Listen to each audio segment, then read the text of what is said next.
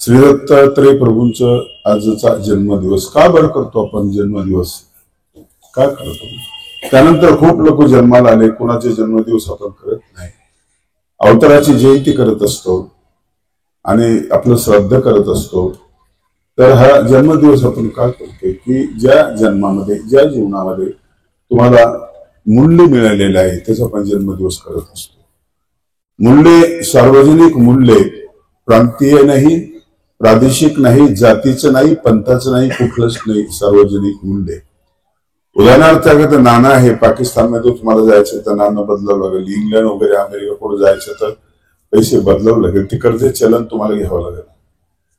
हे झालं प्रादेशिक मूल्य. परंतु सोनं तुमच्याकडे जर असलं तर तुम्हाला बदलायची गरज नाही, कारण सोनं हे सगळीकडे चलन आहे.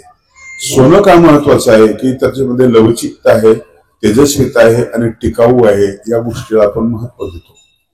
मग जो माणूस तेजस्वी आहे, लवचिक आहे आणि जो टिकाऊ आहे त्याला आपण किंमत देणारच. दत्तात्रय महाराज इतकं टिकाऊ कोणीच नाहीये. ते चतुर्युगी अवतार आहे. चारही युगामध्ये सगळ्यात वयस्कर असलेला अवतार आहे. आणि हे असं खोड आहे, असं बूड आहे, इथून बरेच फांद्या फुटलेल्या आहेत. आणि वारकरी संप्रदायाकडे दत्तात्रय महाराज पोहोचले, मानवा संप्रदायाकडे पोहोचले, दत्त संप्रदायाकडे पोहोचले आणि सुफी संप्रदायाकडे सुद्धा पोहोचलेले आहेत. इतक्या ठिकाणी व्यापकत्वाने आत्मकत्व असलेला हा एकमेव अवतार आहे. म्हणून हा मानवा संप्रदायाचा मर्यादित असा अवतार नाहीये. आणि मला म्हणायचं कुठल्याही अवताराला तुम्ही असं मर्यादित करू नका, चौकटीत बसू नका. आम्हाला चौकटीत बसवायची सवय झालेली आहे. डॉक्टर बाबासाहेब आंबेडकर विशेष जातीचे, सावंत महाराज विशेष जाती, तुकाराम महाराज विशेष जातीचे, अमोक महाराज त्या जातीचे. तुकडे तुकडे केलेत आम्ही, आमचे तुकडे होत गेले, आमचे मनाचे तुकडे झाले, माणसं फाटत गेले. आजची स्थिती इतकी बेकार आहे, फारच वाईट अवस्था आहे. याला कारण काय कमी? हे महंत पेडणेकर बाबांनी सांगितले की प्रसन्नता हे कारण आपल्यामध्ये नाही आहे. प्रसादे सर्व दुःखाना वाहने शिवपूजायते प्रसन्न चेत सुयासु बुद्धी पर्यवतिष्ठते. भगवद्गीतेने असं म्हटलेलं की प्रसादापासून प्रसन्नता जन्माला येते. प्रसादे सर्व दुःखाना, सगळ्या दुःखांचा ती नाश करते. एका श्लोकामध्ये दुःख विनाशक योग श्रीकृष्णाने सांगितलेला आहे. हा दुःख विनाशक योग अनेक विषय हाताळलेले आहेत. त्या विषादाला सुद्धा त्यांनी योग म्हटलेला आहे. म्हणजे परेशानीला योग म्हटल्यासारखं आहे. अजून पहिल्या अध्यायामध्ये रडतोय ना, कृष्ण हसतोय, ही गंमत आहे. आणि त्याला अर्जुन विषाद योगोनाम असं नाव दिलेलं आहे. एखाद्याचा अपघात झाला, तुम्ही म्हटलं का काय योग चांगला योग असं म्हणाल का? तुम्ही नाही म्हणणार. तुम्ही तो विषाद आहे. आणि म्हणून हा विषाद दूर करायचा, प्रसन्नता निर्माण करायची. संप्रदायाचा विषय नाही, धर्माचा विषय नाही, सगळ्यांचा विषय आहे. म्हणून धर्माचे झालेले तुकडे हे इतके महत्वाचे नाहीत. म्हणून धर्म शब्दाचा अर्थ आहे धू धारयती पोषयती, धारण केला जातो. आणि जो पोषण करतो तो धर्म आहे. त्याला हिंदू मुस्लिम जैन असं नाव नका देऊ. त्यांच्याशिवाय तो असेल, त्यांच्याशिवाय सुद्धा तो असेल, पशुपक्षामध्ये असेल, कुणामध्ये असेल. आणि ज्यावेळेस मी विचार करतो की रतन टाटा वाढल्यानंतर ते कुत्र त्यांचं प्रेताजवळ होतं, गोवा त्याचं नाव, आणि ते तिथंच राहिलं. अंत्ययात्रा झाल्यानंतर त्याला घरी नेलं, सारखं फोटोकडे पाहून ते रडत होतं, फोटोकडे बघून ते रडत होतं.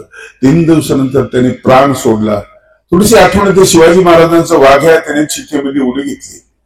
अशा काही कुत्र्यांची आठवण येते. पिसादेवीला एक कुत्रा होता, तो असाच इमानदार होता. आणि म्हणून धर्म नावाची जी गोष्ट आहे ना, म्हणजे पोषण करणे. तुम्ही तुमचा धर्म समजून घ्या. तुमचा आहार धर्म म्हणजे व्यवस्थित आहार घेणे, चांगला आहार घेणे. विचार धर्म म्हणजे जे विचार तुम्हाला पोषक असतील तो विचार तुम्ही धारण करणे आणि त्या विचाराचं अनुसरण करणे. उच्चार धर्म, तुमच्या उच्चारातून एकही शब्द चुकीचा निघू नये. तो जो टीव्हीवर दूरदर्शनवर तो फिरत असतो आणि एकही शब्द माणसाला बदनाम करतो. उच्चार धर्म, तुम्हाला पोषक असलेला उच्चार महत्वाचा आहे. जो ज्ञानेश्वरी संपल्यानंतर पसायदानमध्ये जो शब्द आलेला आहे, पसायदान ह्या 9च ओव्या आहेत, 9च ओव्या आहेत. पण गमतीची गोष्ट अशी आहे की त्या 9 ओव्या आता विश्वात्मके देवी इथून सुरू झालेला आहे. आता हा शब्द कधी येतो? पूर्वार्ध संपला, उत्तरार्ध सुरू होतो. कार्यक्रम संपला की तो शब्द तुमच्या तोंडात येईल. आता जेवायचं आहे, जेवण झालं, आता घरी जायचं आहे.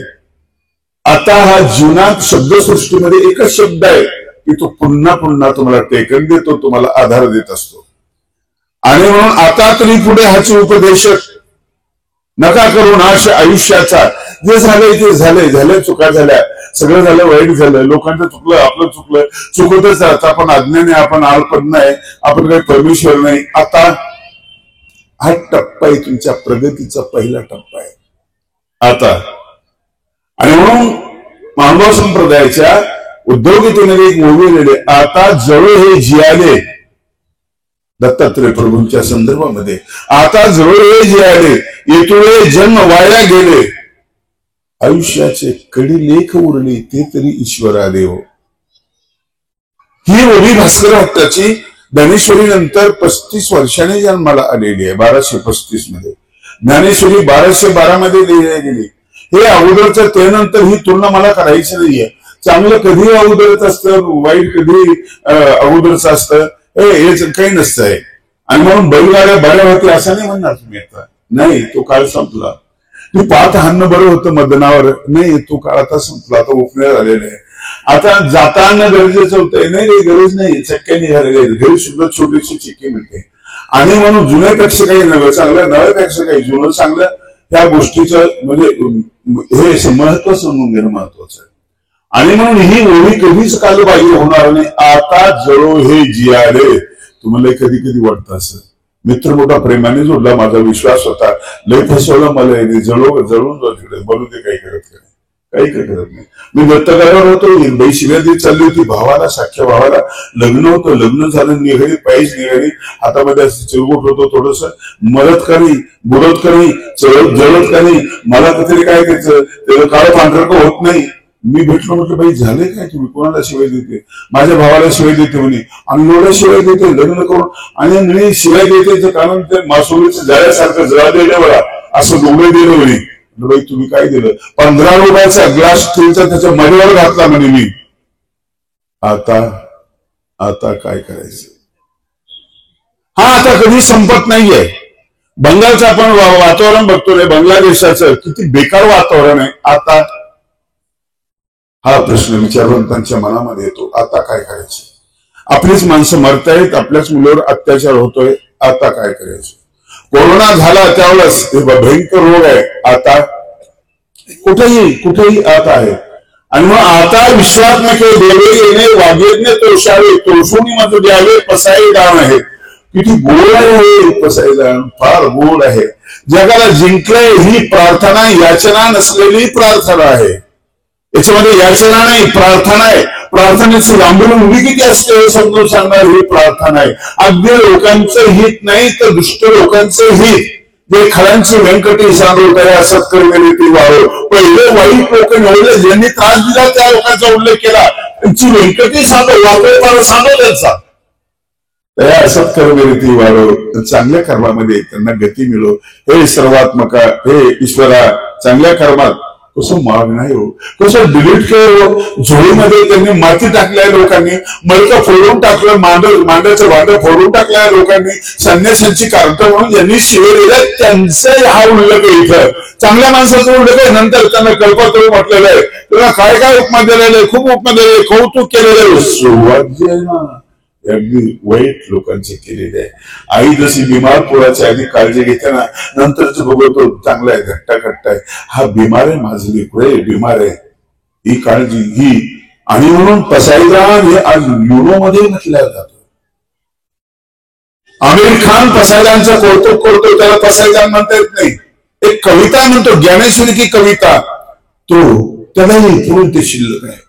सगळ्या माणसाला येऊन ती शिल्लक आहे, सगळ्यांना म्हणून शिल्लक आहे. कमाल करी असं कधीतरी बोलता आलं पाहिजे. आपलं बोलणं डसला नाही पाहिजे. कधी वेळी तुम्ही प्रसन्न असाल तर, आनंदी असाल तर, अमुक माणसाने त्या माणसाच्या थोबडीत मारली कारण तो दारूच्या नशेत होता, हे कारण आहे. मला एक खरं असं उदाहरण द्या की अमुक माणसाने आनंदाच्या भरामध्ये कोणाच्या थोबडीत मारली.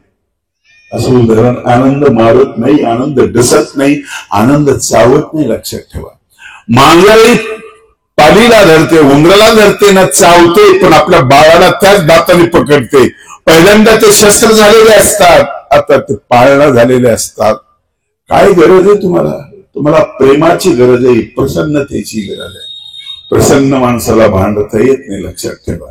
आणि ती उणीव आहे आपल्यामध्ये. आता आपल्या हिरकाळे असतात, उदासीनतेचे हिरकाळे असतात, धर्माचे हिरकाळे असतात, पंथाचे हिरकाळे असतात. आपलं पोषण थांबलेलं आहे. ते नसून ते शिक्षणात पुरवेल असं नाहीये, असं नाहीये. या जज साहेब न्यायाधीश आपल्या आईला घेऊन गेले, वृद्धाश्रमामध्ये ठेवलं आणि वॉचमॅन होता, त्याला भेटले, म्हटले माझ्या आईला वृद्धाश्रमात ठेवलं आणि तो असा कर, 2,000 रुपये मी तुला दर महिन्याला देतील, माझ्या आईकडे लक्ष दे. तुम्हाला 2,000ची गरज नाही साहेब, मी लक्ष देईल तुमच्या आईकडे, लक्ष देईल. पण साहेब मला एका प्रश्नाचं उत्तर द्या. तुम्ही न्यायाधीश आहात, तुम्ही निवाडा करताय, तुम्हाला साक्षीदार लागतो, तुम्हाला पुरावे लागतात. तुम्ही आईला इथं का पाठवलं? माझ्या पत्नीचं आणि तिचं जमत नाही. म्हणजे तुमच्या समोर जमत नाही, तुम्हाला आणखी कुठे पुरावे पाहिजे, कुठला साक्षीदार पाहिजे? हे न्यायाधीश माणसा सगळं तुझ्या समोर असताना थोडीशी तळमळ काय करत नाही? पत्नीमध्ये थोडीशी प्रसन्नता टाक, आईमध्ये थोडीशी प्रसन्नता टाक. होतो ना, परतीचा प्रवास होतो ना. बिघडलेली माणसं सुधारतात ना. रामायण लिहिणारा माणूस बिघडलेला माणूस आहे. सुधारणाचा अंगुलीमान बिघडलेला माणूस आहे, बुद्धाचा शिष्य बिघडलेला माणूस आहे, दुरुस्त झालेला. न्यायाधीशाला जमत नाही ते. नाही मटकन खाली बसले न्यायाधीशाने रडायला लागले, माझा नाईलाज वाटले, मी राजीनामा देतो, नकोय मला हे, नकोय. ती भूमिका संपत चाललेली आहे, चांगल्या भूमिका संपत चाललेल्या आहे. मगाशी माझ्या प्रवचनात मी बोललो की इतकं प्रेम होतं माणसामध्ये, भरून होतं, जगाला पुरून उरलेलं होतं इतकं प्रेम. आणि सर्वे भवन्तु सुखेन सर्वे सन्तु निरामयाः सर्वे भद्राणि पश्यन्तु मा कश्चित् दुःख भाग भवेत्, असं म्हणणारा आमचा माणूस, असं म्हणणारा. ओम सहनावतु सहभुनक्तु, ही वेदाची भाषा की आम्ही सगळे सोबत जगू, सगळे सोबत प्रगती करू, तेजस्वी हो आम्ही. मा विद्वेषामये, आम्ही कधीच विद्वेष करू नये, द्वेष करू नये. किती वर्षापूर्वी आहे. सरतैसे जुदा, ही फार गोष्ट आहे, वाईट गोष्ट आहे. हे महत्वाच्या याच्यामध्ये बोलले आहे.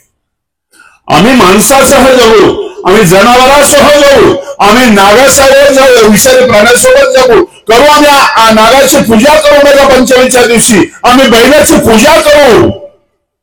केवढं विस्तारित हृदय होतो. हे कुठल्या माणसाशी संप्रदायाशी संबंधित नाहीये, नाही, कुठल्या संप्रदायाशी संबंधित नाही. मला आठवतं की मी ज्वारी सोडलेली लहानपणी मी मदन तयार केलेला आहे, पाथा आणलेला आहे. तो शब्द करतो की नाही तुम्हाला मला माहिती नाही. ज्वारी सोडली, ज्वारी सोडणं अवघड आहे, कापणं सोपं आहे. तिला उपटायचं ना, जमिनीच्या मिठीतून तिला बाहेर काढायचं, ताकद लावावी लागते. तिथं आमच्या पूर्वजांनी तिथं संगीत दिलेलं आहे. संगीत आनंद देतं आणि संगीत तुमचे परिश्रम दूर करतं. आम्ही ज्वारी सोडायचो, तिथे गाणं म्हणायचो, भले भले हो भले रे भलकडी दादा भले रे. चांगलंय सगळं भलकडी दादा. दुसरा माणूस म्हणायचा मागे, परत म्हणायचा ताई येणार भाऊ बीजेला येणार. तो म्हणायचा भले भले रे. कसं होते गाणं. बहिणीची आठवण, भाऊबीजेची आठवण. श्रमातून तो काही निवांत नाहीये, तो स्वस्त नाहीये, पण अस्वस्थतेतून हे जन्माला आलेलं आहे. अरे रामायणाचा पहिला श्लोक जन्माला आलेला की शिवी आहे, वाल्मिकीने दिलेली, पण अनुष्णू छंदामध्ये दिली. तिथून रामायण सुरू झालेलं आहे. तुम्हाला शिवी ही अशी आली पाहिजे.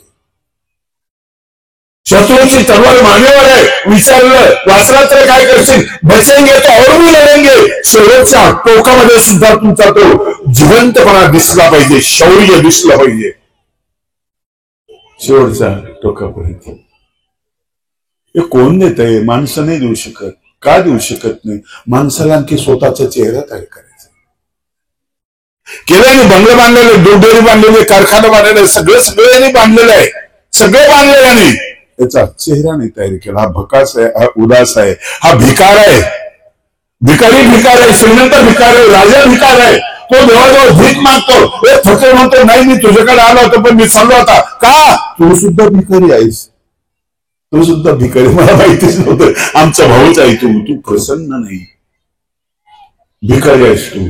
किती ऐकलं, बंगला बांधला. बघा ना इथं शिकून आणलेले ते लाकूड तिकडचं बरं का, तेला सागा येतो. बघा ना कसं आहे, हे कशी दिसते फरशी, छान दिसते. चेहरा पाहून या अगदी म्हटलं तुझा दाखवा अगोदर. फरशी स्वच्छ आहे, त्याचा चेहरा उदास आहे, कुठंतरी टेन्शन आहे. सगळं बनवलं, चेहरा नाही बनवला. चेहरा बनवला ज्ञानेश्वरांनी, चेहरा बनवला तुकाराम महाराजांनी, भगवान श्री चक्रधर स्वामींनी, बुद्धाने चेहरा बनवला. आणि बुद्धाने तुम्हाला जे शिकवलं ना ते तुम्ही आजही शिकू शकत नाही. विज्ञान विभागामध्ये आजही चुकीचं शिकवतं. मुलांना म्हणतं की तुला फौजदार व्हायचंय, पाहुणे आले की तुला काय व्हायचं बेटा, मला फौजदार व्हायचंय. मग कोणी मला कलेक्टर व्हायचंय, मला अमुक व्हायचंय, मला वकील व्हायचंय, मला हे व्हायचंय. चुकीचं, पूर्ण चुकीचं.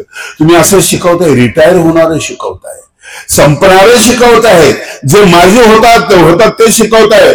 बुद्धाने बुद्ध शिकवला मला अत्तदीप भवो, अत्तदीपो भव, तू प्रकाशमान हो, प्रकाशमान. प्रकाश शिळा होत नाही शिळा होत. भगवद्गीता प्रकाश साहेब आहे त्याच्यामध्ये, म्हणून ती शिळी नाही. तुमचे नाटक शिळे झालेले, तुमचे गाणे शिळे झालेले, अभंग शिळे झालेले नाही, भागवत शिळे नाही, बाकीचे ग्रंथ शिळे झालेले. तो शिळे बघा नाही बघत, किती वेळ बघितला, 15 वेळा बघितला, परत बघायचं का नाही, कंटाळा नाही. गीताच असं नाही, गोव्यांचं असं नाही. ज्ञानेश्वरीची ओवी आजही किडलेले नाही. तेजस्विता आहे, लवचिकता आहे आणि टिकाऊपणा आहे आणि मूल्य, जीवनाचं मूल्य. एकासाठी नाही, सगळ्यांसाठी मूल्य आहे. ते सगळ्यांसाठी मूल्य, ते आपलं हरपत चाललंय, ते हरपत चाललं आपलं. ते मिळायला पाहिजे अवतारांच्या चरित्रातून. त्यासाठी जन्मसिंह त्यांचं पूर्ण चरित्र सांगायचं काही काम नाही आपल्याला. एखादा मुद्दा सांगितला तरी महत्वाचे की तुम्हाला असं व्हायचंय, तेजस्वी व्हायचंय. विवेकानंदाला फोटो तुमच्या घरात कशाला मराठवाड्यामध्ये? काय संबंध आहे तुमचा? संबंध तेजाचा आहे, सौंदर्याचा संबंध आहे, व्रताचा संबंध आहे, म्हणून तो इकडे आणला. तो आमच्या घरात नाही भेटला, शहरात नाही भेटला, म्हणून तो आम्ही इकडे आणला. गाडगे बाबाचं सुंदर दिसायला, अंगावर कपडे तसे आहे. सौंदर्य तुमच्या दृष्टीत नाही पण सौंदर्य आहे, वैराग्याचं सौंदर्य आहे, त्यागाचं सौंदर्य आहे. इतका त्या कुठंच नाहीये. सेवेचं सौंदर्य वराळपासून कराळपर्यंत झाडू हातात घेऊन अंधश्रद्धाचं निर्मूलन करणारा, समाज स्वच्छता करणारा तो माणूस.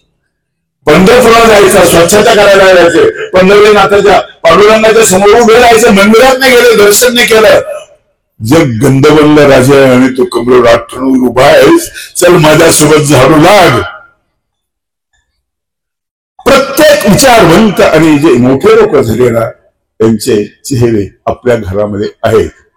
गजानन बाबाच्या अंगावर काही कपडे नाही पण तुमच्या घरामध्ये आहे. तो तुम्ही आम्ही बनवलेला नाही बनवला. आम्ही डोळे बनवलेले नाही. डॉक्टर असो डोळे नाही बनवता आले, चष्मा दिला, ऑपरेशन केलं, डोळे नाही बनवता आले. डोळे कसे आहे? छत्रपती शिवाजी महाराजांना शत्रूची मुलगी कल्याणच्या सुभेदाराच्या सोनाकडे जे बघितलं ना, असं तुम्हाला पाहता आलं पाहिजे. बाईमध्ये आई बघितली हो. तुकोबाचा अभंग आहे, पापाची वासना नको जाऊ डोळा, त्यामुळे अंधारा. अरे तुम्हाला लहान मुली पुरत नाही अत्याचार बलात्कार करण्यासाठी. तसे डोळे असते ना, निर्भयाचा प्रसंग नसता झाला, मुलींवर हत्या झाली नसती. डोळे बिघडलेले आहेत आपले कान बिघडलेले आहेत, आपलं स्पर्श बिघडलेले. 5 प्रकारची भूक असते माणसाला. तुम्ही फक्त भाकर खाता, 5% भूक तुमची भागते. आपुलकीने पाहणारे डोळे आहेत का तुमच्याकडे? प्रेमाने हाताना स्पर्श करणारा माणूस आहे का तुमच्याकडे? अरे सम्राट होतो तो माणूस, पैशाने सम्राट होतो. रोडवर भिकारी उभा आहे, गाडीने टॅक्सी, ब्रेक दाबलं, कर्कश आवाज आला, गाडी थांबली, साहेब बाहेर निघाल. साहेब द्यावं काहीतरी. उपाशी साहेब 2 दिवसापासून कुणी काही नाही दिलं साहेब. तुमच्या लेकर बाळाला आशीर्वाद मिळेल साहेब, तुम्हाला धर्म घडेल साहेब. साहेब खिशात हात घालतात तसाच काढतात, रिकामा असतो. इकडच्या सूटमध्ये हात घालतात तसंच मागं काढतो.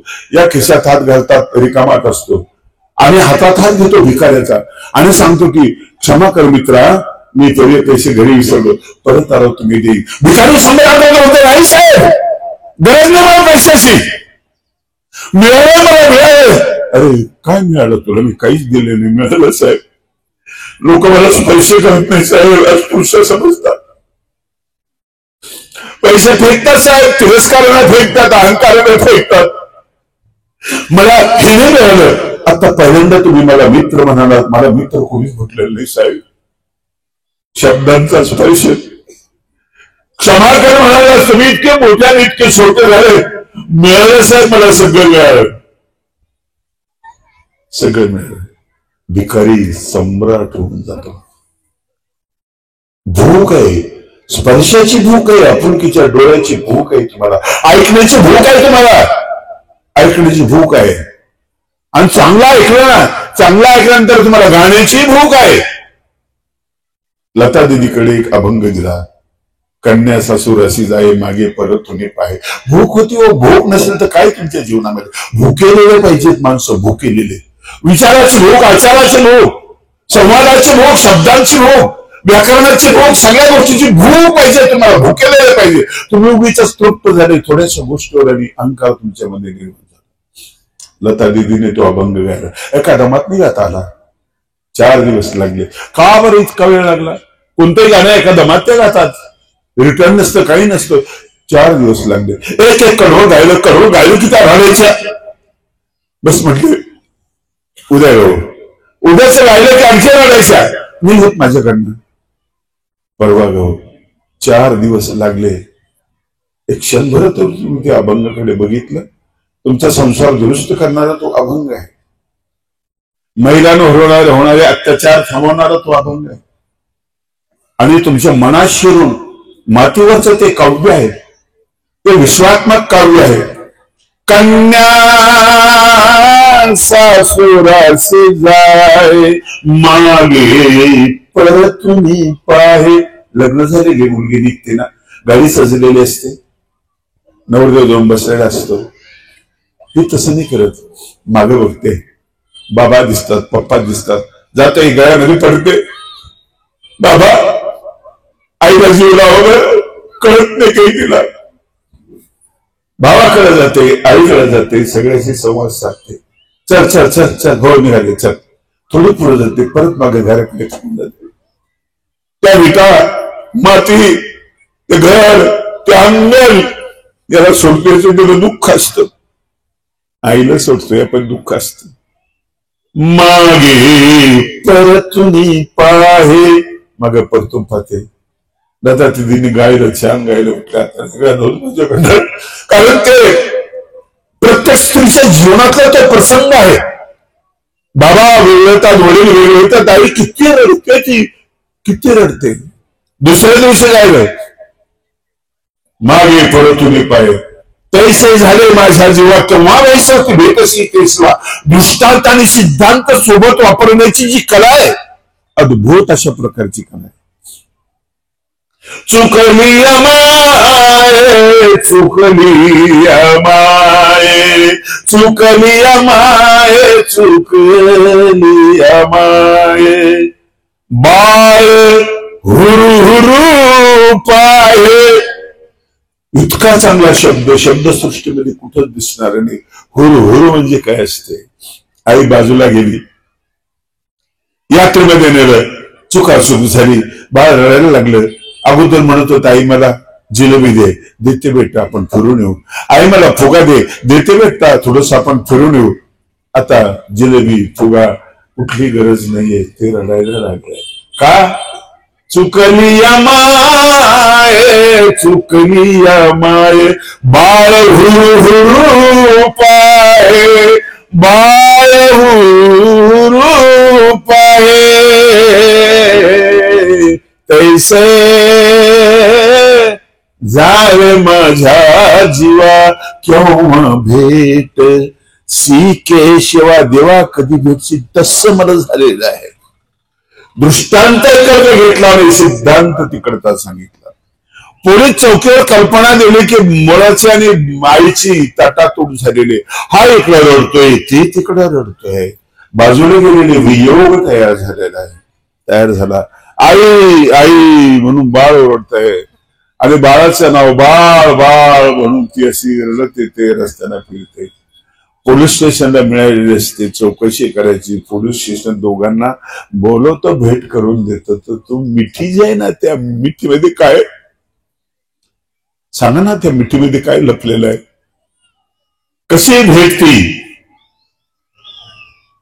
राम आणि भरताची भेट जशी भेट आहे ना, त्यापेक्षा उच्च दर्जाची ही भेट आहे. ही वात्सल्याची आणि बाळाची भेट आहे. कडकडून भेट घेतलेली आहे. 4 दिवस लागले तो अभंग म्हणायला. कविता अशा पाठ करा. मुलगी समजायची असेल ना, हुरहुर समजायची असेल ना, आणि माहेर आपल्या सासरकडे सासावं म्हणतात. कुत्र जरी माहेरच्या बायांना आनंद वाटतो, तिथे त्या रुतलेले असतात त्या ठिकाणी. आणि मग आपल्या जीवनामध्ये सगळं आहे, आज काहीच कमी नाही आहे, सगळं आहे. बघितलं माझ्या लहानपणी छोटे छोटे घर होते, 50-50 माणसं होते, एवढे माणसं मावत होते, एवढं प्रेम व्यापक होतं. आता मोठमोठे बंगले, माणसं नाही. काहींची मुलं विदेशात गेलेले, पाणी द्यायला कोणी नाहीये, भूतासारखे एकटेच राहतात. मेल्यानंतर भूत व्हायची गरज नाही, तुम्ही आत्ताच भूत झालेल्या. नियोजन नाही आपल्याकडे, प्रेम नाही आपल्याकडे, काहीच नाही आपल्याकडे. आणि म्हणून अशा वेळेला आम्ही दत्तात्रय कवच म्हणतो ना, त्यावेळेस आम्हाला त्या ठिकाणी दिसतं. ओम नमः श्री गुरुदत्तम दत्तदेवम जगद्गुरुम. आमचे काही लोक तो ओम काढून टाकतात, म्हणतात तो आपल्या पंथाचा नाहीये. मी तुम्हाला सांगतो, ओम हे अक्षर आहे, आरंभावाचक अक्षर आहे. त्याचे अनेक अर्थ आहेत. परब्रह्म असाही अर्थ आहे, सच्चिदानंद असाही अर्थ आहे, आणि आरंभावाचक आहे. उदाहरण तुम्हाला सांगतो की भंडारेकारांच्या संदर्भामध्ये जे सूत्र आलेलं आहे, स्वामींनी सांगितलं, ओम म्हणून भंडारेकारा सारखे उठो बैसो कोणीच नेणे. सुरुवातीपासून भंडारेकारासारखं बसणं उठणं कुणाला जमत नाही. तुमच्या बसण्यात अर्थ आहे, तुमच्या उठण्यात अर्थ आहे, तुमच्या चालण्यात अर्थ आहे. थोडं पाऊल वाकड पडलं ना, तर तुमच्या घरात लावलेले फोटो लोक लगेच फेकून देतात. चालण्याला सुद्धा एक अर्थ आहे लक्षात, पाहण्याला अर्थ आहे, सगळ्या गोष्टीला अर्थ आहे. ओम हा शब्द आहे, बेंबीपासून निघणारा तो उच्चार आहे. बाकीचे उच्चार आहेत ना, तुमच्या तोंडातून बाहेर पडतात. काही दंतव्य आहेत, काही तालव्य आहेत, असे काही कंठव्य आहेत. अकुह विसर्जनीयानाम कंठ, आणि क वर्ग कंठातून उच्चार निघतो. इचुवेशानाम तालव ई आणि च वर्ग च जजानं एक टाळूतून उच्चार निघतो. काही दंतव्य आहेत, परंतु ओम हे अक्षर तोंडातून जन्माला येत नाही, बेंबीतून जन्माला येते.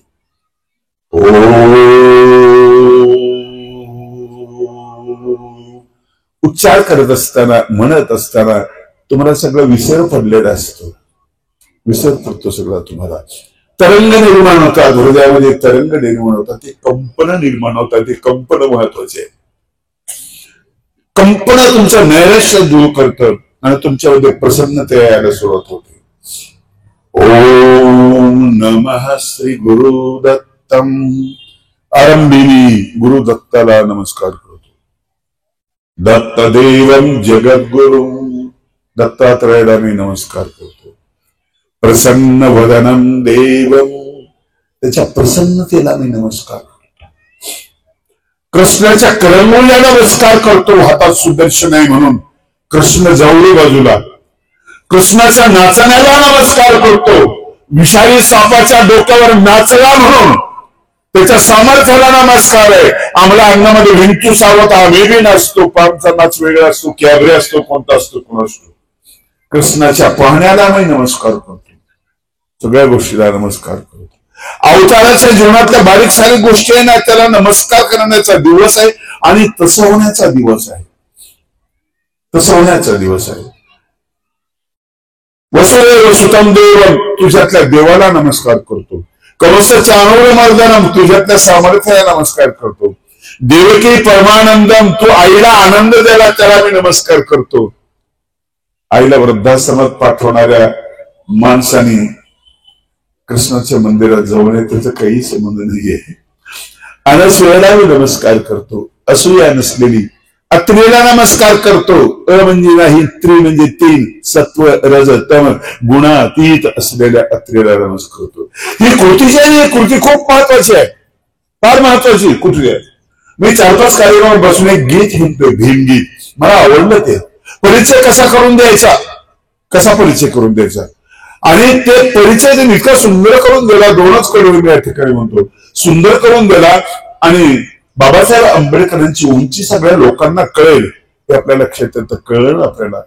द्रौपदीचे हाल झाले, वस्त्रहरण झाला. आता द्रौपदी मुर्मू राष्ट्रपती पदावर बसवली, ती संविधानाने बसवली. तुम्ही तर जाळली, सती व्हायला भाग पाडलं तिला, नवऱ्यासोबत तिला बसवलं, तो मेलेला आहे, बसवलं, पेटवलं, तुम्ही पेटवला, ती जळली जळली. संविधानामुळे स्त्री सती नाही होत, ती पंतप्रधान पदाच्या ठिकाणी बसते, कलेक्टर होते, सगळ्यात जागा मिळतात. याला ग्रंथ म्हणायला काय हरकत आहे, त्या जागा तिला मिळतायत. भीमगीतामध्ये फार सुंदर वर्णन केलं. अप्रस्तुत वाटेल तुम्हाला, अप्रस्तुत नाही, मी परत तिकडे येतोय, परत येतो तिकडे. आकाश मोजितो आम्ही, आकाश मोजितो आम्ही, भीमा तुझ्यामुळे आकाश. बरे म्हणतो आता आम्ही आकाश मोजायला लागलो. पैसे नव्हते रे आमच्याकडे, पैसे मोजलेच नाही, आम्ही नाही मोजलं. आम्हाला जमीन मोजायला जमीनच नव्हती ना, काहीच नव्हतं मोजायला. गुरं लोकांचे ओढायचे, मेलेले कातलं काढायचे, त्याच गावाच्या बाहेर घर होतं आमचं.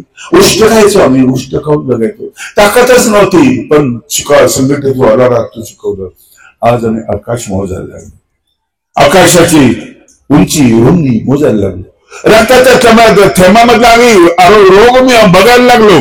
पृथ्वीचं सूर्याचं अंतर मोजायला लागलो. किती मिनिटात किरण इथं पोहोचतात हे मोजायला लागलो. तलावातलं पाणी मोजायला लागलो, सगळं मोजायला लागलो. भीमा तुझ्यामुळे आकाश मोजितो आम्ही, भीमा तुझ्यामुळे संकट संकट संकट झेलितो आम्ही, भीमा तुझ्यामुळे. आज संकटाला तोंड देत आहेत, ते साक्षात झालेले आहेत. चित्रपट सृष्टीत आहेत, संगीत क्षेत्रामध्ये आहे, साहित्य क्षेत्रामध्ये आहे. आम्ही भिकार नाही आहे, आम्ही समर्थ झालो. संकट झेलतो, पूर्वी मजबुरीने सहन करायचो तुझ्यामुळे.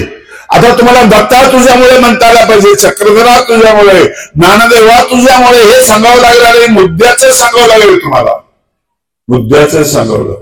श्रीका वंदन तथागतावा. हिंमत आली आमच्यामध्ये, आम्ही नाही कोणाच्या पाया पडत. 22 प्रतिज्ञा सांगल्यापासून आम्ही फक्त बुद्धाला मानतो. येथेच येथेच येथेच वाटतो आम्ही, भीमा तुझ्यामुळे. एक माणूस जन्माला नसता आला तर कसं झालं असतं, दलितांचं सोडा आपलं कसं झालं असतं, हिंदू कोडविल कुलीन केलं असं लिहिलं असतं. तुझ्यामुळे असं व्यक्तिमत्व, असं तेज, असा प्रकाश, असा स्वाभिमान, हे सगळं महत्वाचं आहे. खूप स्वाभिमान, अभ्यास, प्रचंड अभ्यास, हे सगळं महत्वाचं आहे. आणि म्हणून ते दुसऱ्या काळामध्ये, तिसऱ्या काळात तो म्हणतोय की बंदूक नको मारा, अनुभव तो नको, लढायला म्हणून बंदूक नको, अनुभव नको. शब्दाने शब्दाने शब्दाने मारितो आम्ही, भीमा तुझ्यामुळे. हा शब्द पहिला यांनीच वापरला, काय चक्रधर स्वामींनी वापरला, तुकारामांनी वापरला. चक्रधर स्वामींनी शब्दी सामर्थ्य, अति इकडे तिकडे कशाला बघताय, शब्दामध्ये सामर्थ्य आहे. म्हणून जुने ग्रंथ नवीनच आहेत. आणखी तुकोबा म्हणाले, अम्मा घरी जाणं शब्दांच्या सोडत नाही, शब्दांच्या अस्त्रे यत्न करू, शब्द चामूच्या जीवाच्या जीवन, शब्द वाटू धन जन लोका. शब्दाने सूत्र होतं, शब्दाने श्लोक होतो, शब्दांचा समुच्चय झाला की वाक्य होतो, पॅरेग्राफ होतो आणि ग्रंथ तयार होतो. खूप वर्ष चालतो तो, खूप वर्ष चालतो. शब्दामध्ये सामर्थ्य आहे, सामर्थ्यानुसारी शब्द वापरायला पाहिजे. स्नेह तिच्यातून प्रकट झालेला असतं, एका एकातून स्नेह प्रकट झालेला असतं. आणि मग तुमच्या चेहऱ्यामध्ये बदल होत असतो. शुद्ध कर्मकांडाने बदल होणार नाहीये, न सुद्धा आरत्या म्हटल्याने, स्मरण केल्याने होईल नाही असं नाहीये. पण हा समग्र जो बदल आहे ना, विकाराच्या माथ्यावर तुम्हाला विचार ठेवावे लागतील, त्यावेळेस हा बदल होईल. तुम्ही विस्तीर्ण व्हाल, तुम्ही हृदय तुमचं विशाल असाल, आणि मग तुम्ही सगळ्यांचा विचार कराल. वसुधैव कुटुंबकम ही बोलण्याची गोष्ट नाही, जगण्याची गोष्ट आहे, जगण्याची गोष्ट आहे. आणि म्हणून जे जे वाईट आहे ते तुम्हाला काढून टाकायचे. भगवान श्री चक्रधर स्वामीच्या एका सूत्राचा संदर्भ घेतो. मी दत्तकथा पुराणात सांगणारा नाहीये, पण दत्तात्रयाच्या जीवनातला वक्तशीरपणा तुम्हाला सांगणार आहे. आज जिथं मी कार्यक्रम करून आलो ना, मला 9चा टाइम सांगितला आणि तिथं मला त्यांनी 1 वाजता सोडलं. काय दत्त जयंती करताय तुम्ही? त्यांच्या जीवनातला वक्तशीरपणा, जेवणाच्या वेळा, झोपण्याची वेळ आणि ह्या सगळ्या वेळा आहे ना, या सगळ्या वेळा ऐकण्याची वेळ, बद्रिका सर्वाला जाऊन ऐकण्याची आणि सांगण्याची वेळ फिक्स आहे, फिक्स आहे. लोकमान्य टिळकांच्या जाणेवारे लोक घड्याळी लावायचे. वक्तशीरपणा. मला लाज वाटली की इतक्या उशिरा मी या ठिकाणी आलो. नसता घेतला कार्यक्रम तर तो परवडला असता. माझ्या जीवनातला हा पहिला तसा कार्यक्रम आहे. दत्तात्रय महाराजांचे जीवन आणि निरालंबी असणं हे खूप महत्वाचे. कुठलंच आलंबन नाही. किती आलंबन वाढलंय आपलं, फार वाढलंय. लग्नाचे कपडे मिळतात, लग्नाचे वस्तू मिळतात, घरामध्ये ठेवायला जागा नाही. देऊन टाका ना कोणाला, घर रिकामं करा ना, मोकळं करा ना. तुम्हाला मोकळं पाहिजे ना, देऊन टाका. आमच्याकडे गठ्ठे थांबतात, दसऱ्याचे वगैरे गठ्ठ्याचे गठ्ठे येतात. देऊन मोकळं ना, आंघोळ करा ना. ती एक आंघोळ आहे. अरे हे वैभव चुकीचं वैभव आहे ना. खूप पैसा आहे तुमच्याकडे, कशाला झुरत बसता, मोजत बसता, एफडी काढत बसता. रतन टाटांनी जे केले ते करा ना. आदर्श पुरुष आहेत ना तुमच्या समोर, तुमच्या समोर चांगली माणसं आहेत ना, ते करा ना. तुम्ही मोकळं होत नाही. आम्ही आमचं ओझं करून घेतो आणि आम्हाला सूज येते. लोक म्हणतात भारग्रस्त दिसतात. अरे भारग्रस्त झालो आम्ही, भारग्रस्त नाही दिसत. आणि हा भार जो आहे ना, हा तुम्हाला वैतागून टाकतो. तुमच्या शरीराचं वजन तुम्हाला त्रास देतात. डॉक्टर म्हणतो की 20 किलो कमी करावं लागेल.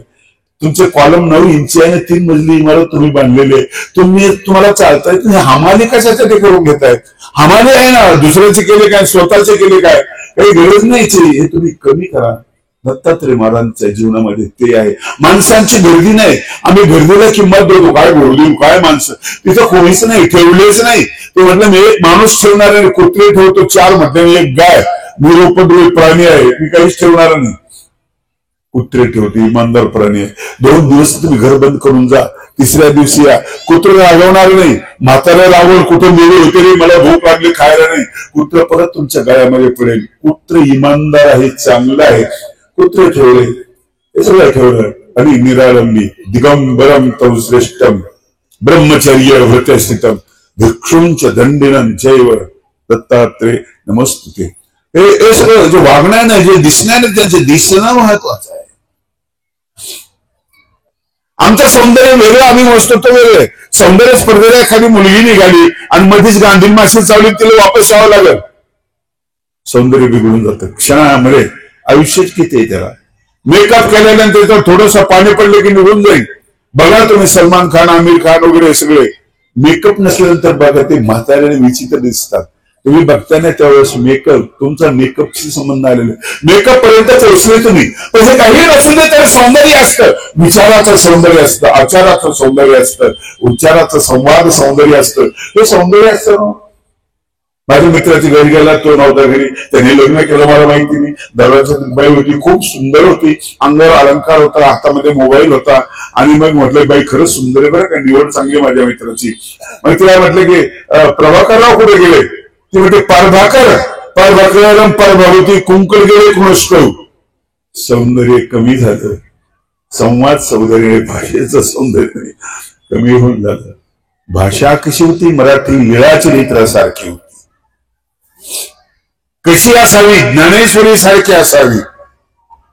मी संप्रदायाच्या चौकटीत बोलत नाही, मी मूल्य सांगतोय तुम्हाला, मूल्य सांगतो.